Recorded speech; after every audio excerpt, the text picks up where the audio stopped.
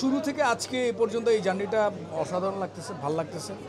আপনারা তো সবাই দেখলেন যে আর্টিস্টরা কথাগুলো বলতে যে অনেক ইমোশনাল হয়ে গেছে। আমিও হয়ে গেছি, বাট আমি ওই পাশ দিয়ে কাটায় চলে গেছি আর কি। আমার মন খারাপটা পছন্দ না, আর বলতে বলতে যদি ইমোশনাল হয়ে যায় সেটাও কিছু করা থাকে না মানুষের, কারণ সব কিছু মিলাই তো মানুষ। তো আমার আগের যারা কথা বলতে বলতে ইমোশনাল হয়ে গেছে, চোখ দিয়ে পানি পড়ে গেছে, তখন আমি আর ওই এলাকা দিয়ে যাই না, আর এক এলাকা দিয়ে চলে গেছে। বাট আমারও ফিলিংসটা ওইরকম আর কি। আমি তো বললাম যে একটা সময় এই যে এখন আমি যে অ্যাক্টিংটা করতেছি, এটা হচ্ছে আমার সেকেন্ড ইনিংস। আমার সেকেন্ড ইনিংস যখন আমি শুরু করি তখন আমার হাতে একটা মাত্র ডিরেক্টর ছিল, সেটা হচ্ছে মাসুদ সেজান।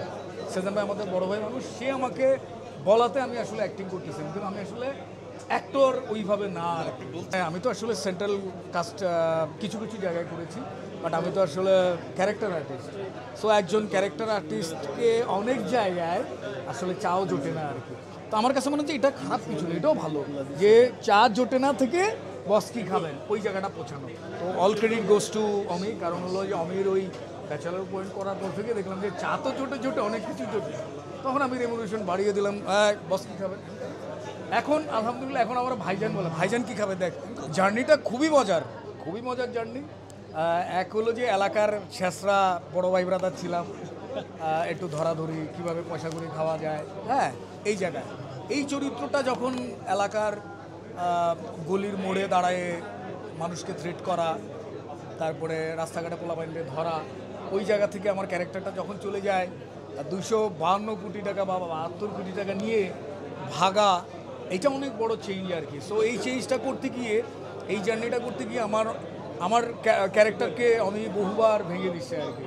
হ্যাঁ, যেমন আমি আমার পার্সোনালি আমার সাথে যারা আপনারা আমাকে অতীতে আগে থেকে চেনেন বা সবসময় দেখেন, আমি আসলে এত শুদ্ধ ভাষায় কথা বলতে পারি না।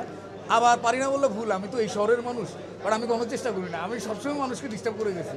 শুদ্ধ ভাষায় কেউ কথা বলে শুদ্ধ ভাষায় কথা কইতে আইছে, আমি ডিস্টার্ব করতাম আর কি। তো ওইটা করতে করতে এখন না আমি শুদ্ধ ভাষায় কথা বলতে গেলে আমার কাছে মনে হয় যে এটা আমি না, অন্য কেউ।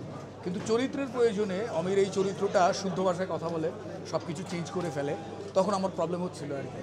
যখনই আমার কানে শুদ্ধ ভাষা আসতেছিল তখনই মনে হচ্ছিল যে এইটা তো আমি না, ডিস্টার্ব হচ্ছিল। আর অমির কান এবং চোখ মাথা এগুলো খুব ক্লিয়ার পরিষ্কার, ও ধরে ফেলে আর কি, যে ভাই এটা হচ্ছে না, এই শটটা আবার দেন, ও ধরে ফেলে আর কি। মানে চুরিটার করা যায় না ওর সাথে আর কি, চাল্লু মাল। ঈদটা আসলে কি, আমরা যখন ছোট ছিলাম আমাদের শৈশবে ঈদগুলো অন্যরকম ছিল আর কি।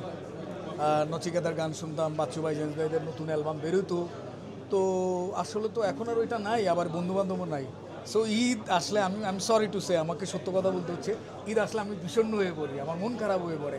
আমার শৈশব, আমার কৈশোর, আমার বেড়ে ওঠা এই শহরে আমি ওই ব্যাপারগুলো মিস করি আর কি। ওইটা তখন আমি অন্য কোথাও চলে যাই আমার ঈদটাকে খুঁজতে আর কি।